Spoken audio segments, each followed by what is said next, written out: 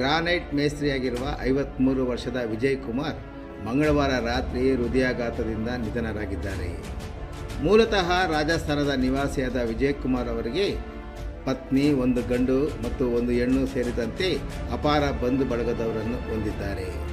ತಂದೆ ಕಿಶೋರ್ ಲಾಲ್ ಮೀನಾರ್ ಅವರ ಜೊತೆ ಗ್ರಾನೈಟ್ ಕೆಲಸಕ್ಕೆ ಚಿಂತಾಮಣಿಗೆ ಬಂದವರು ಕಳೆದ 30 ವರ್ಷಗಳಿಂದ ಚಿಂತಾಮಣಿ ನಗರ ಸೇರಿದಂತೆ ತಾಲೂಕಿನಾದ್ಯಂತ ಮನೆಗಳಿಗೆ ನೂರಾರು ಮಂದಿ ಕಾರ್ಮಿಕರ ಮೂಲಕ ಗ್ರಾನೈಟ್ ಅಳವಡಿಸುವ ಗ್ರಾನೈಟ್ ಮೇಸ್ತ್ರಿಯಾಗಿ ಗುರುತಿಸಿಕೊಂಡಿದ್ದು ಅವರನ್ನು ಗ್ರಾನೈಟ್ ವಿಜಯ್ ಕುಮಾರ್ ಎಂದು ಪ್ರಸಿದ್ಧರಾಗಿದ್ದರು.